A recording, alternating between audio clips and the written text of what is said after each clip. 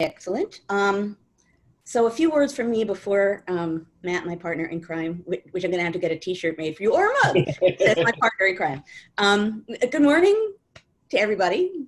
Thank you once again for joining us. I forget every week. This must be like week 17 or something. 17. That's amazing. I mean, that's... It really... 17. 17 weeks. I mean, that's months and months. Who would have thought that I know, when we hit 26, I'm going to be just floored. I am proud of us. I am too. Proud of us for sustaining this, because when I began this, I just thought of everyone at home, and I thought, as a historian, what can I do to make use of the moment in a way that might be useful to others? And this was what I came up with, but I never imagined that it would last this long. So anyway, as always, thank you for being here. As I said on a tweet in the last day or two, I want to do something a little bit different today, mix things up a little bit for no particular reason, but you'll see when I talk a little bit more. It's a topic I've been thinking about. So what I'm going to want to do is talk about history and how you might be thinking about history differently, given some of the events we're going through, or how you're thinking about teaching history differently. But before we plunge in, my partner in crime, head off to Matt, who will explain the rules of our game. The rules of our game, as always, are listen, enjoy, and communicate. If you do have questions for Joanne, go ahead and put them in the Q&A section. That helps us navigate them a little bit easier and to go through them a little bit faster. So go ahead and make sure you put those into Q&A if you do have questions. Continue to use chat, as always, for your anything that is related to what we're talking about today. As always, keep it germane and family friendly. And of course, if you do like what we do here at the National Council for History Education, please join us either as a member or on social media so that you can have access to all this kind of material. I do, at the outset, want to promo a couple things. We do have webinar tonight that will close out our critical conversation series. That leads into next week, Tuesday, Wednesday, and Thursday. We are conducting the National Council for History Education Equity Summit. We have a lot of great materials. We have virtual field trips, we have keynotes, we have panels. We're doing a lot of phenomenal stuff next week, so please join us. And you can find out all the information at www.nche.net/equity summit. And join us. It's going to be a fantastic time. So we hope everybody can make it to that. With that, I'll turn it back over to Joanne and spotlight her and hide away for a little bit and come back when it's time to answer your questions. Okay. Moving my cursor out of the way here. Okay. So as I mentioned, I want us, in a sense, on History Matters, to talk about some of the ways in which history matters. I do think, and this is not going to be a surprising thing to say in any way, but we're obviously living through what I at one point have called transparently historical events, right? So we're living through history. We know we're living through history in a whole variety of ways. And as a historian, I think about that a lot. I think about what my understanding of history is doing to shape this moment for me, and vice versa. I think about ways in which this moment might be shifting my way of understanding history. And so that's what I wanted to open things up for. And I'm in a moment, I'm going to read a little something to you and then really open things up. And you'll hear I have a few questions that I'll ask maybe to open our discussion, but I want us, as the History Matters community that we have become, to get a chance to think about history and about American history and about what this moment is showing us and what this moment perhaps isn't showing us. So I want to take advantage of the fact that we're a community and really plunge in. So I will be, after I've made a few more comments here and read you something, really be encouraging you to bring questions or comments. Someone who's already asked if we could speak about John Lewis's final address, which I'm happy to do, and what a remarkable thing.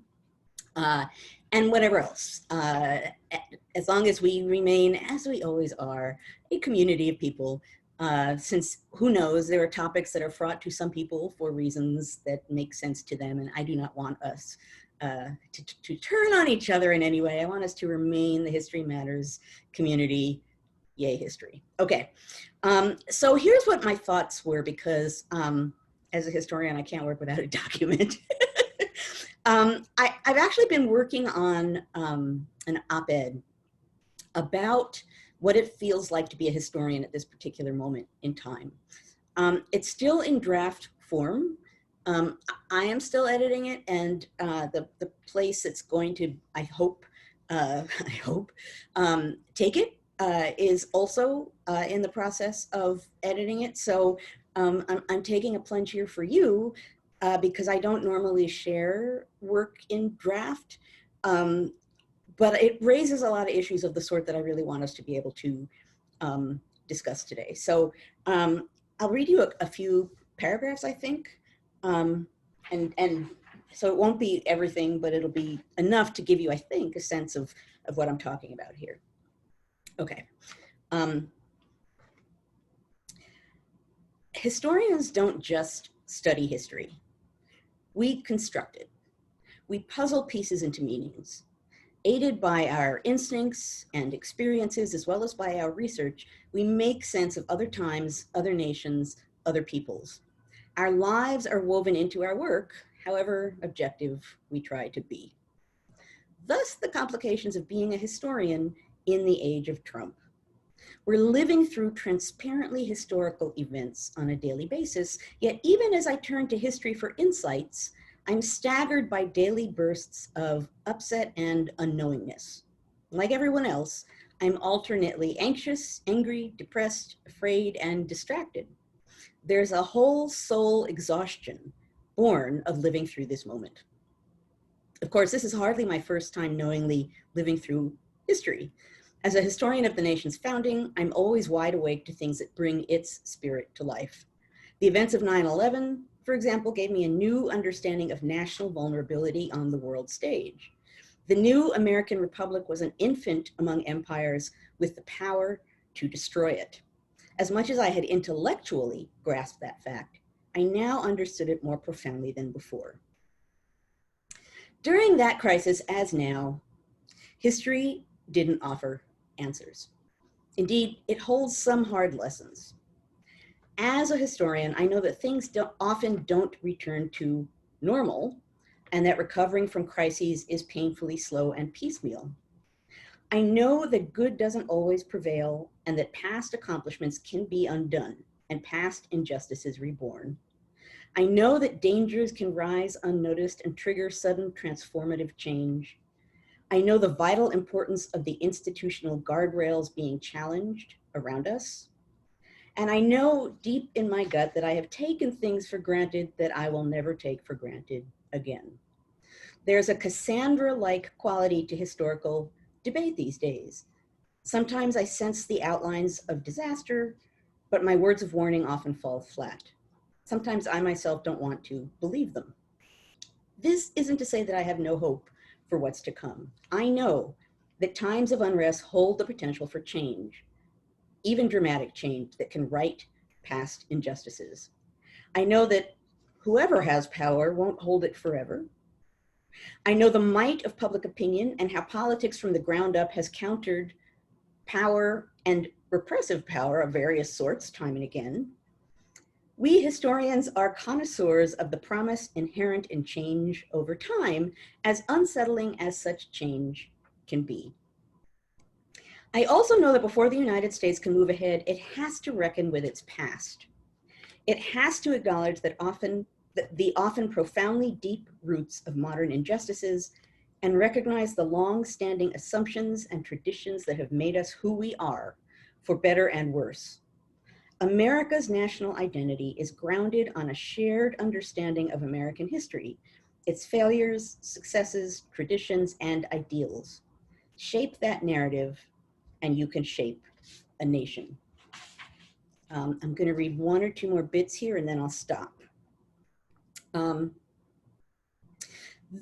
this is no abstract battle. I talk about how the phrase culture war doesn't do what we're going through justice, I don't think. I think it's deeper than that, and I think that tends to sort of package it away in a phrase that's neat and tidy, but what we're going through, I think, is more complex and bigger than that. This is no abstract battle. It's a deeply personal fight about inclusion and exclusion. We're determining whose history counts. The current clash over commemorative statues brings that conflict to life. Between roughly 1890 and 1920, people erected statues of key Confederates, staking claims in public spaces and endorsing the Confederates' defense of slavery in the process. More than anything else, these statues express the values of the people who erected them. In the 21st century, people are taking down those statues to revoke that endorsement. Statues are public tributes to ideas in human form. Their meaning goes far deeper than their artistic merits. And now I'll just skip to the end here. And partly because it touches on something that we've talked about before here on Thursday mornings. The future is always in flux.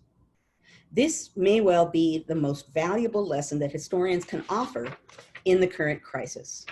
For better or worse, history doesn't stop. And for that very reason, our actions and decisions matter in ways that we can't begin to fathom.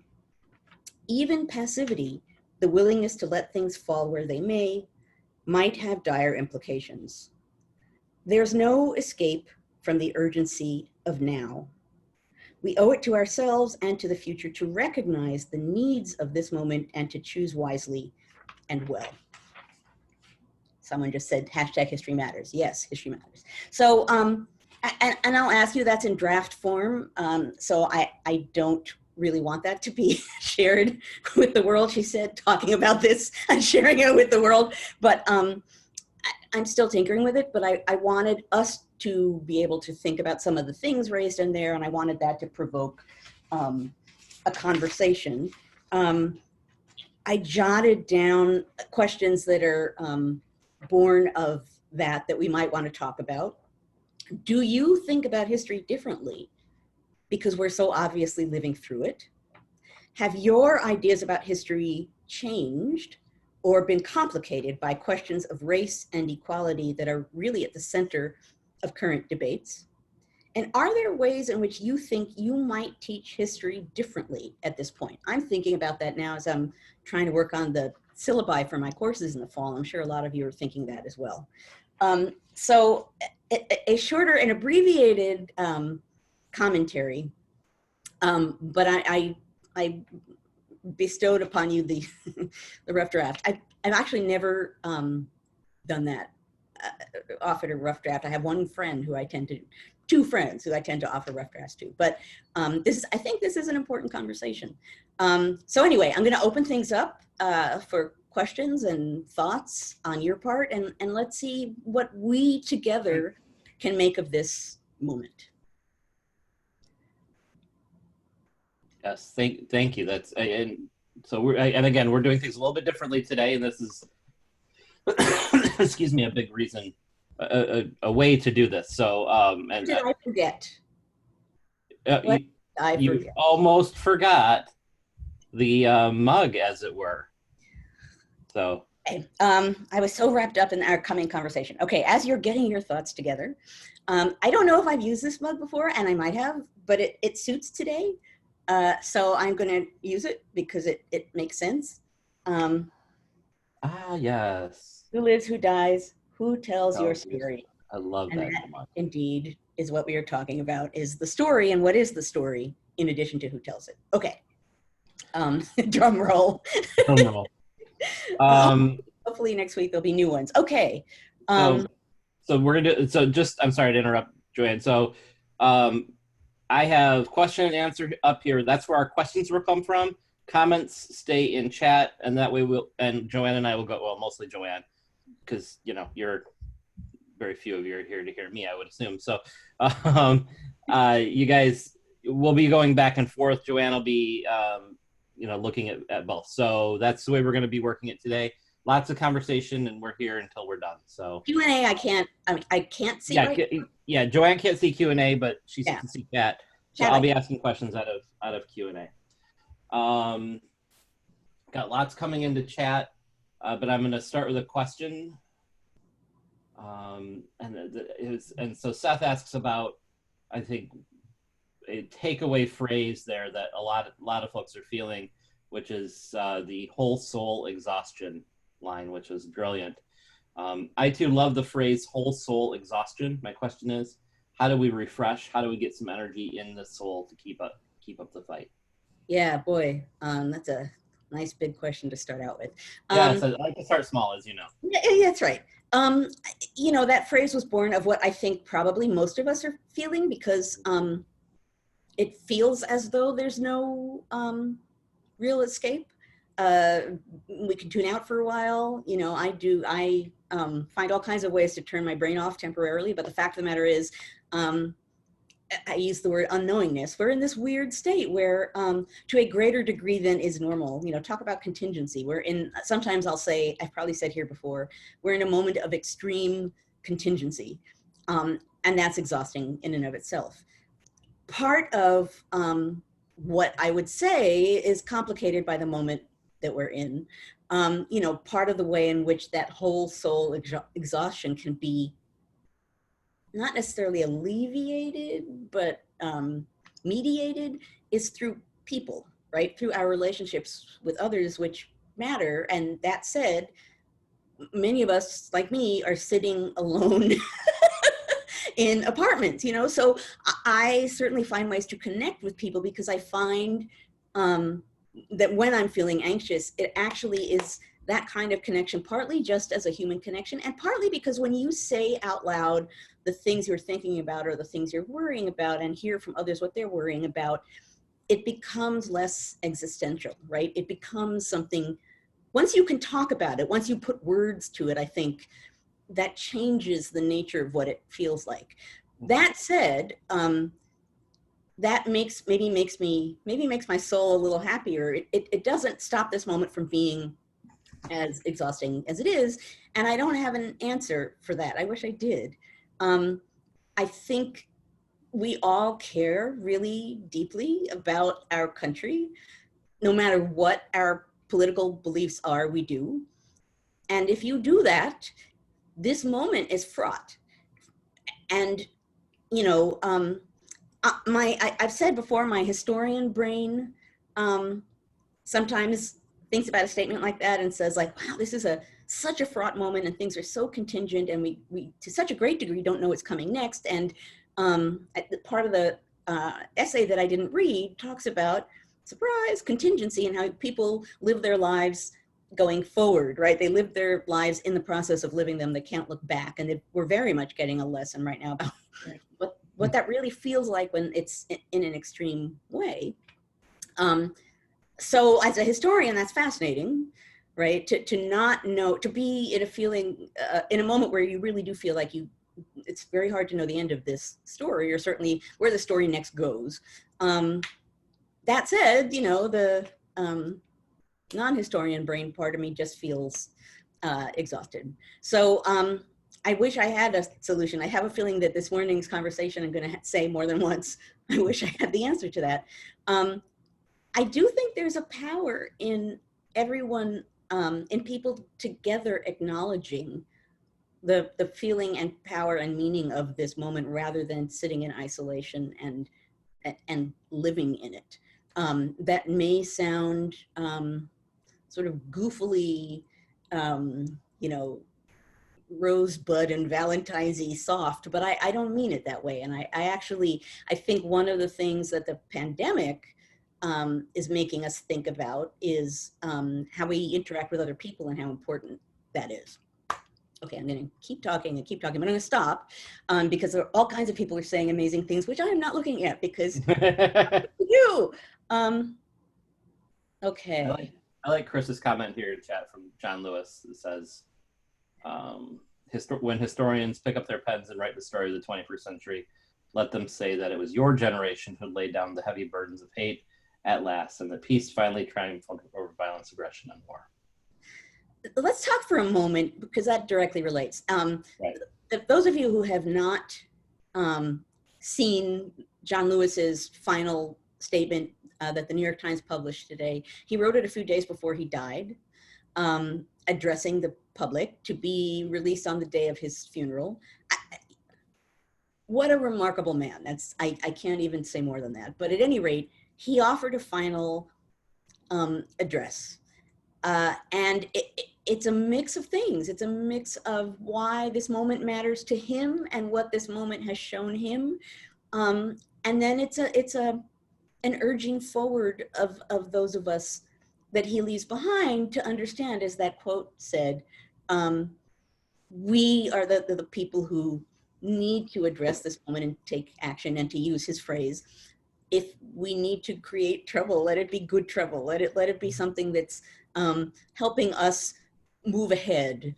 The phrase that he said, I don't have this in front of me, but someone said before, that struck me when I was reading it, in addition to the historian line, because of course, historians. But he said, democracy is not a state, it's an act. And I think that's a powerful, powerful statement. And I think it's beyond true. And I think we've taken that for granted. I think that's one of the things that we've taken for granted, as I mentioned in my op-ed.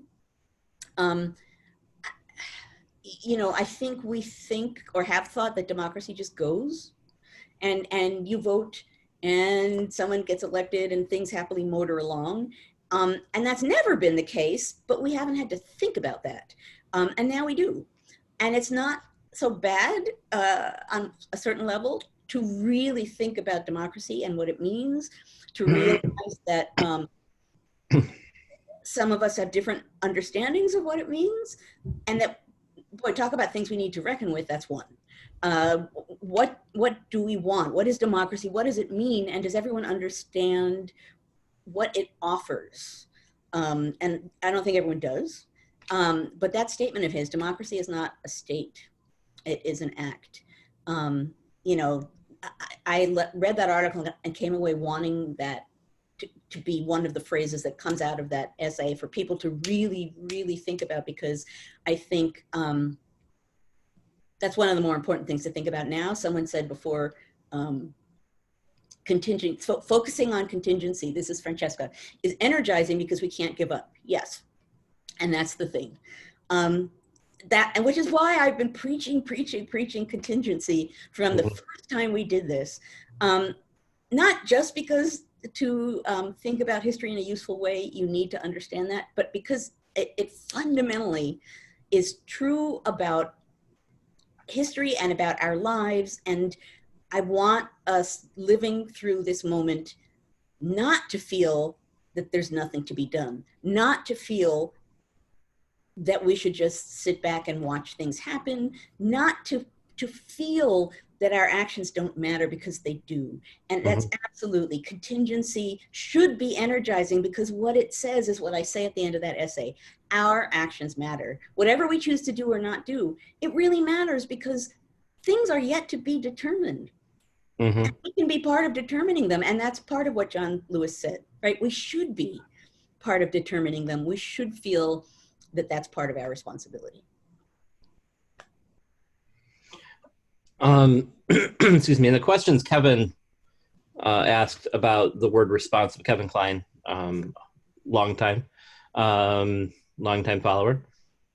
The word responsibility is my one word right now. I'd love to hear from you about what you see that word is, what it means to history teachers, and your thoughts on the responsibility right now. Well, that's a really good question. And it's one I've thought about a lot as a history teacher. I personally, and I think responsibility in some ways is a personal word. So I can sit here and tell you what I think it means and how I'm trying to act according to my understanding of it, but I can't impose that on everyone in the same way. I think people ought to be reckoning with what they feel their responsibility is. I don't think people should say, I have no responsibility in this moment. everyone does. As a history teacher, I suppose I have felt from the beginning, and which is part of how I'm using Twitter, it is my responsibility to speak up. It is my responsibility to find ways to address the public, to talk about the Constitution, to talk about implications, to talk about the lessons of history, to talk about what democracy means, to explain what checks and balances mean, to explain things that I think we all have assumed we all understand and that some people don't. And some people need to step forward and explain that. And as a college professor and a historian, a credentialed, I suppose, historian, I feel like that's my responsibility.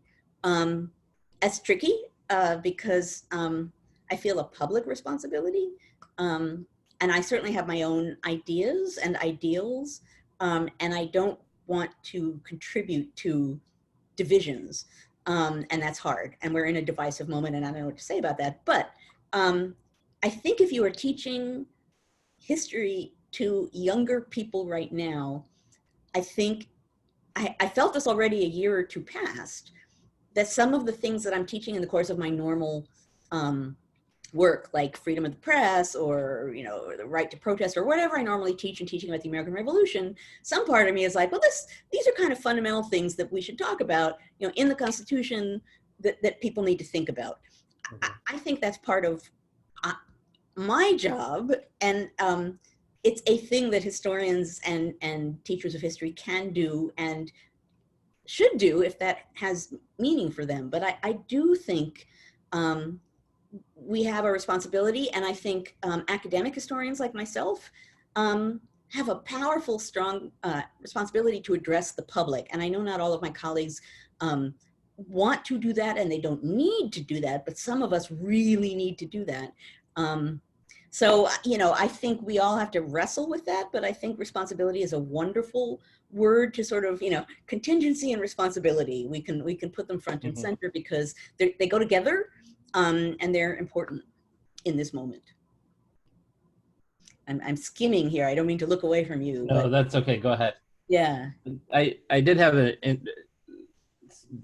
I wanted to circle back to some of this idea of democracy and how it evolved in a historical sense, right? And how, as historians, we approach this very esoteric concept of democracy,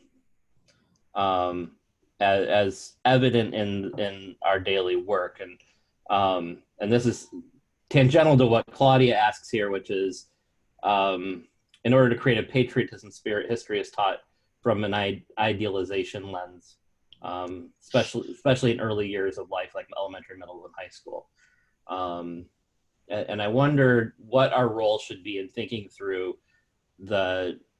what we know as sort of the core democratic values, right? Democracy, equality, et cetera, et cetera. So I don't know, what do you think? I'm really curious. Well, I think there are so many things that are politicized at this current moment, that sometimes it can feel hard to address them. That said, it is a fact that, democracy means factually certain things, right? It means a government that's representative.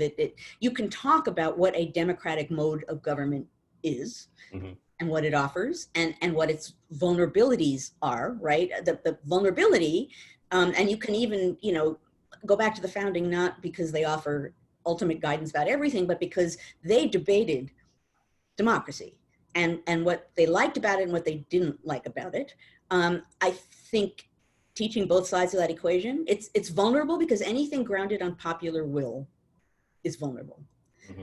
And that's a fact. So at the same time that means we have the right to create and install, our own government as we choose, and we have other rights, constitutional rights that are ours and that we expect people to protect. All of that said, the fact of the matter is true that that same freedom is a vulnerability. And that's a debate that the founders had. I just forgot I was going to go in another direction here. Give me a second, because I'm gonna remember it now. I'm not gonna remember. I know, now I'm back. The other point I wanted to make was, and it's something I think about a lot, ideals, right? How do we reckon with ideals when in many ways they're so obviously not being met or haven't been met? And I think that's a big question for people wrestling with history now. I think they matter. I think they've shaped sometimes who Americans think they are or want to be. I don't think you could study them in isolation. I think the lessons that we need to learn are the fact that we haven't lived up to those ideals, and that the ways in which that hasn't happened should inform the future and help us be better at moving in a better direction. That's a tricky balance. Ideals versus the harsh realities, but they both matter.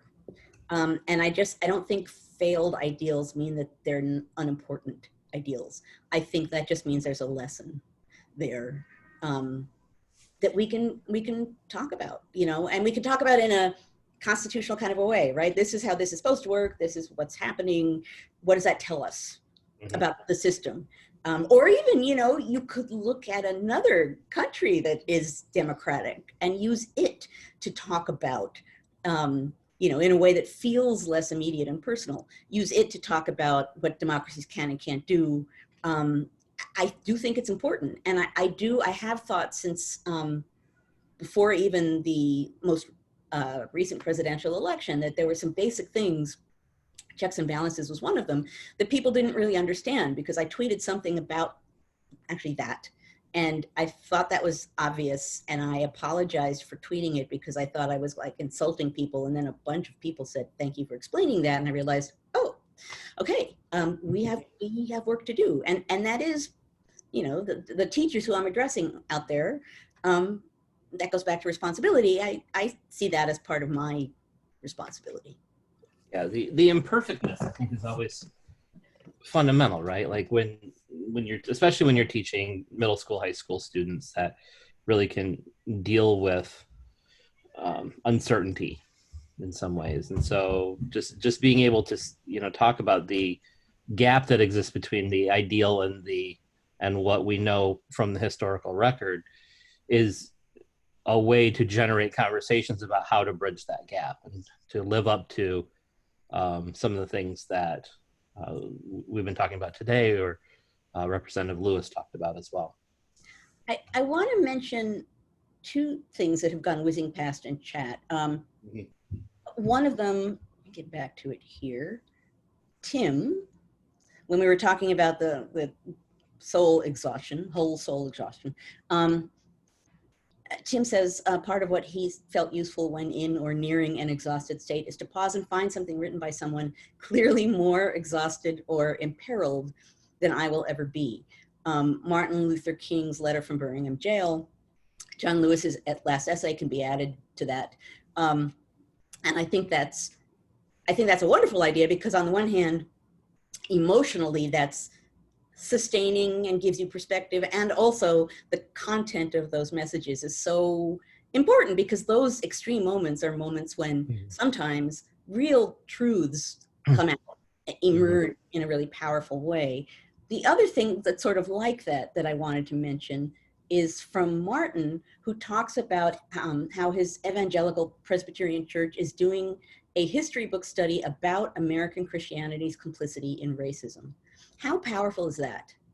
How powerful is that? That people are asking questions about the history behind this moment and working together to think about them and talk about them. That's wonderful. And that goes back to engaging with other people. I know that it's very tricky to engage with other people right now because of the pandemic, but that said, I have a friend who's doing some kind of a course in dealing with others about very similar idea, confronting their understanding or lack of understanding about racism and what it means and how it shapes what they do or what they think. And this is a moment, particularly for people who have not thought about it in this significant a way, which I think is a lot of us. We think about it in an intellectual way, but we're confronting things on a very different level now.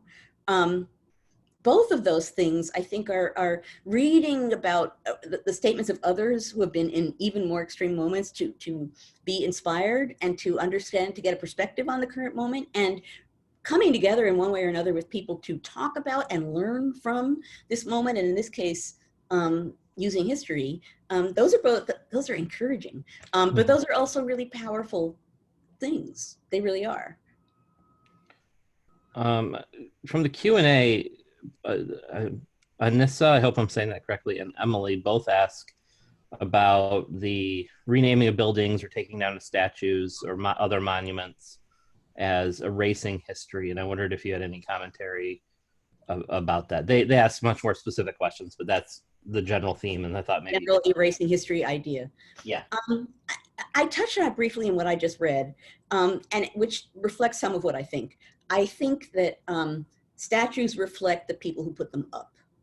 You know, that's where their meaning comes by. People put up a statue to pay respect to a certain ideal or to claim authority over a space, to spread a message in a space. So first of all, I don't think statues are abstract, ethereal statements of history.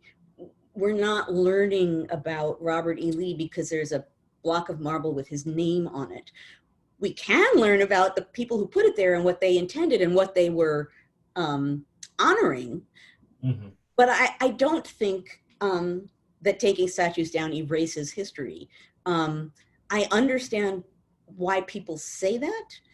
The irony of that, of course, is that so many people for so long have been taking away support for history programs in American education and now are acting as though knocking down a statue is erasing history. How about actually supporting the teaching of history and assuming you're not learning it from a statue? Now, all of that said, I also understand anxiety about whose statue is getting knocked down and that this is spreading beyond Confederates. You know, I think to me, statues of Confederates, these are people who, you know, attacked the United States. And were doing it in favor of slavery. And I think there's a certain logic to that genre of statue. A lot of other statues, a lot of other people, a lot of other meanings, a lot of other feelings. I feel like, and I said this at some point publicly before, and at this point I don't remember where, we are in a moment, and I didn't read the paragraphs on that too, we are in the middle of a national conversation about who we are, and it's an argument, and we're gonna go too far in different directions. We just are, because we haven't figured it out, because these are intensely powerful ideas and ideals, because it matters. You know, I don't think knocking down a statue is erasing history, but I think talking about, you know, the fact that we're focusing on statues and what they mean really means what we're talking about and thinking about is our history. And that's important. And that's going to shape what happens next, right? Because it's going to help us understand how we got to where we are. So it's a big, long answer to that question, but I think it's a complicated issue. I'll stop there. No, I think that's fantastic. Thank you. I'll let you catch up on chat for a second. I know, I'm skimming here. Sorry, guys. I know this is a little quirky, but I wanted us to be able to engage in this way.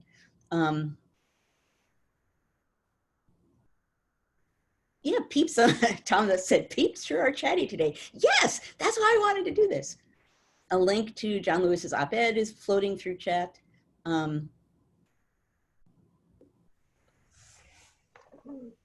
I have a question here from Irene whenever you're ready for it. I'll mention this one, and then I'll go back to you. I just want to mention B. Woodward mentions Danielle Allen's book called Our Declaration, that talks about freedom and equality and what they mean in the American tradition. And I do recommend that book. Since people, I know we always end up talking about what books do you recommend? That would be one that I do. Okay, Matt. Yes, actually, I want to, if you don't mind, Martin, there's a conversation about eighth graders and how to teach the contradictions between ideals and actions. And Martin mentions to try to get eighth graders to avoid cynicism, because it's easy to identify when you, especially at that age, when you identify hypocrisy. And so, right. excuse me, and we do know psychologically this is sort of a element of what it means to be a teenager. And if we all think back, we probably went through a cynical phase of some kind. But from the education perspective, what I would say is calling out those moments of cynicism and focusing on the ideal part of it is what allows us to start to have that conversation. So don't be afraid to say, hey, wait a minute, let's not get too cynical. And start and have real conversations about what they're feeling about the history they're learning about. We'll start to break those things down. So, and someone also mentioned to take local control or take local action in a local setting. Another great way to do that extension piece of that, what we learn in the classroom doesn't just happen in the classroom. And that's how change happens. No, you're right. That's how political change happens, is ground up, bottom up, from local up. The other thing I want to say about cynicism is, because I've addressed that sometimes in my courses, particularly some of my undergrad courses. People will read a book that talks about an ideal. This did happen, and some student in the class said, "When was this book written?" So like ideals don't really exist. I think, and then I talk about, among other things, politics, the meaning of politics, and what does a democratic politics mean? It means, on the one hand, you might have your values and beliefs and things that you're fighting for. On the other hand, you're desperately trying to appeal to the public, and that's what matters. And that those things are always there together. And the fact that you are learning more about the second one doesn't cancel out the first one. And it does, there are people, there are events and people who are pretty apparently not interested in anything else but promoting themselves. And that's totally valid to say. But I think the idea that in the same way that in any classroom, there's a pretty broad spectrum of beliefs among the students about what's right and what's wrong and what they should do and what they shouldn't do. That's true as among politicians too. And so I don't think, and I think it's worth saying, cynicism makes some sense, but you can't bunch everybody under that one label. And if you do that, you're ignoring and neglecting some of the you actually might value more. So it just means, again, what I've said so many weeks before here, you have to think about the words and think about the meaning and the implications and the motives as part of dealing with politics. And again, we haven't thought about that as much as we could, and now as much as we should. Right. Okay. Oh, Gloria, it's great to have real conversations. How do you deal with the forces who call everyone racist if they wish to discuss alternatives? Some students want to stifle conversation. Well, I mean, in a classroom situation, I in one way or another, and I know a lot of you do this too, I want that classroom space to be an us. Right? I pretty much from the first meeting try very hard to make it clear that you can say what you want in that setting. You'll be responsible for what you say in that setting, but that we're in that room together to sort of work things through. I actually signed up for a webinar about teaching and racism in this moment because I want more direction on that.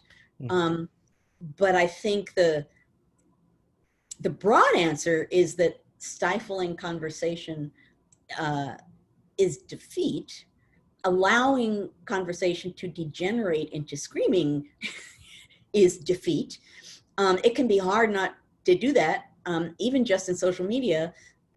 Sometimes I'm very hard pressed not to respond with anger, and I really don't ever want to do that. If I can avoid it on social media, it's hard. And I feel like there are people who I really disagree with, who I might be able to at least get them to think outside of what they think, which in and of itself, even if they don't agree with me, that's an exchange. Again, I feel like I'm wandering all over the place because I think this is such a complicated moment, and I think there's so much we can do, particularly as teachers, but as the public too, dealing with our families who believe things different from us, and how, do you have those conversations? Can you have those conversations? There's no easy answer to that, but in a classroom, I think that requires some thought and some setting of boundaries, safety boundaries or something, so that students understand they can say what they want, but that they can't, but that they're responsible for what they say. Oh, here, resource for empowering student action and combating cynicism. Look at you guys. Thank you. I mean, that getting back to that cynicism piece, I mean, I saw somebody mention that it's partly what's going on in their lives and things along those lines, which is true. But what I found with cynicism is that two things. One, if your students are cynical, it's because they're engaged. That's a sort of a fundamental aspect of working. I've worked with teenagers for a very long time, and any kind of emotional response like that, they're engaged, which is a good thing, right? If they weren't engaged, you would get eye rolling and a bunch of other things. So use that to your advantage, and then the other part of that though is cynicism has a lot to do with agency, or our ability to shape and control the things around us. And when we study history and we start to experience cynicism, it's because we see the gaps that have existed throughout history reemerge in our own lives, in our own communities, in our own nation in different ways. And so again, having conversations around what that is and why that's happening, and then taking that next step and helping them say, okay, you're engaged, you've identified these things, you're angry about it. What do you do when you leave this classroom that you're going to do to try to make the world a little bit better in a productive way, in a very legal way, right? Yes. Legal, good. In a very legal way, right? Like, so just thinking through that with them and helping them, what that does for them is that gives them the sense that they have some kind of modicum of control. And it really will go a long way in your teaching. And I don't mean just sort of the experience of working with teenagers, but in helping them really grasp why history matters and why it's actually important for them to know about the Whiskey Rebellion, right? Related to this, Chris Kavanaugh says, we must teach our students to be critical thinkers, not cynical thinkers, to examine context, time and place of action, and don't shy away from the hypocrisies they see, which is related to all of this, right? That critical is not the same as cynical. And they can lead you to the same place, but the starting point is different, and that matters, right? Cynical is just, we already know the outcome. Critical is, let's look at this and see what it really means. You might end up in the same place, but the latter one leaves you open to possibilities, and the former one doesn't. Right. And the dispositions that you use to address each are very different. Yeah, and I think a lot of us, or not us, but I mean, I think generally, so many people are closed to possibilities that I think keeping them open is an important thing too.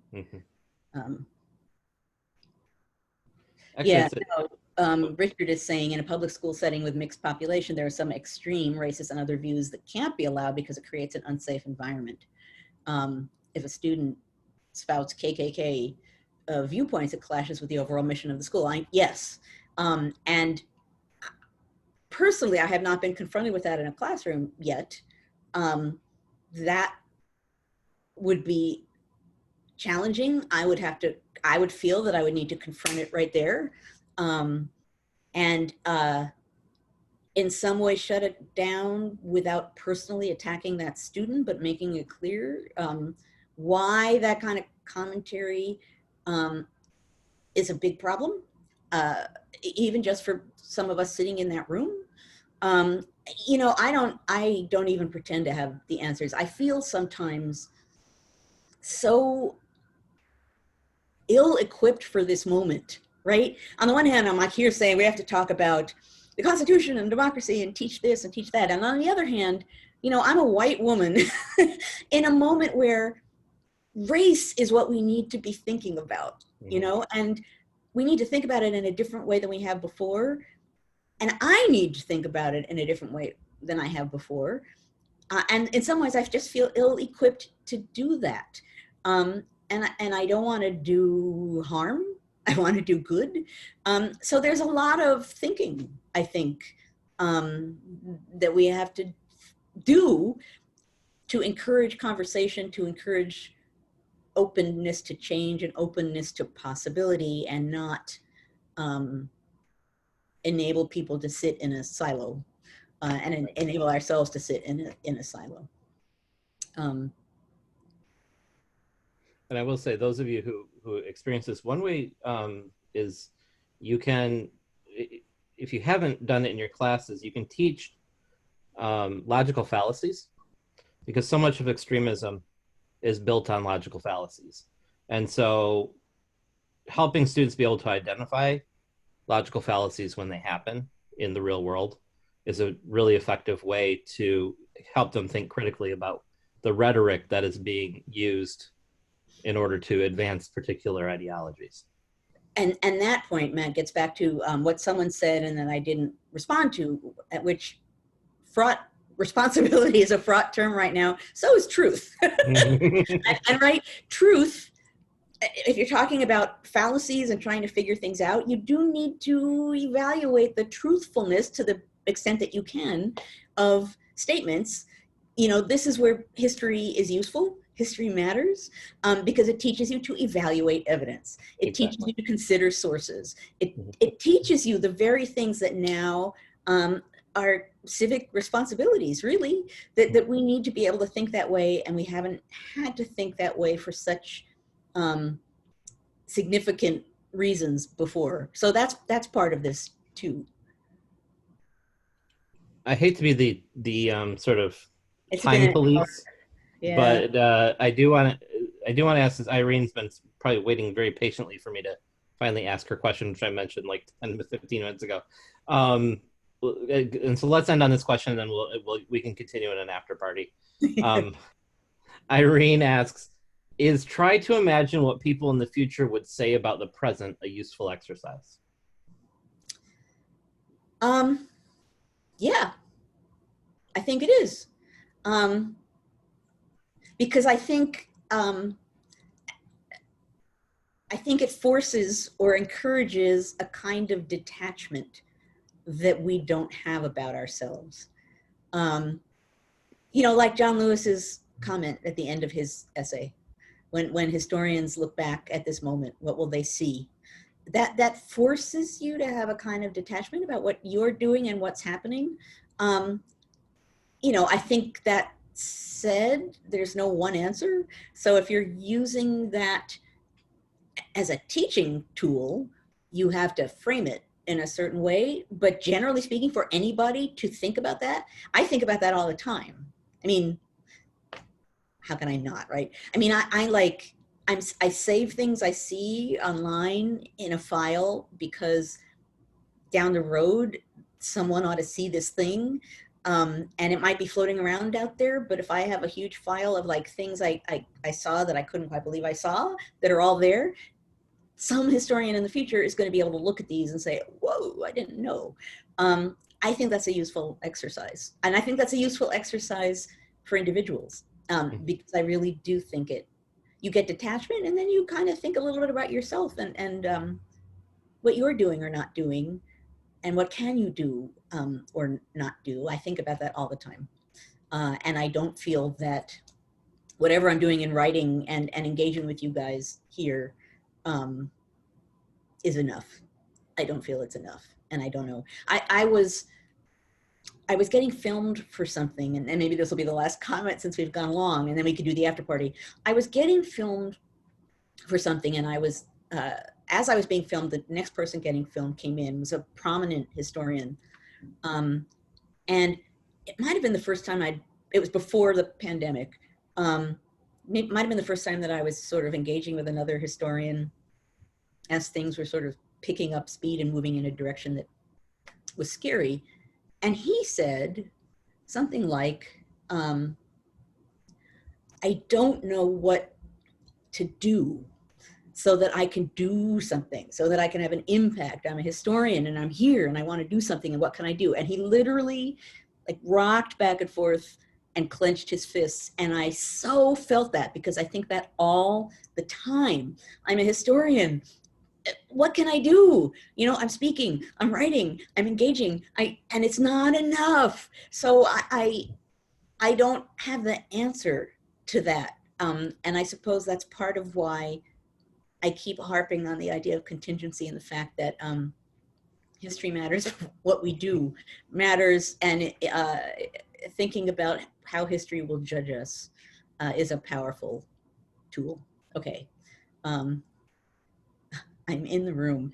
I don't know if I'm in the room. I'm just trying. I really am trying, guys. But I honestly, every few days have sort of a personal crisis that I'm not doing enough.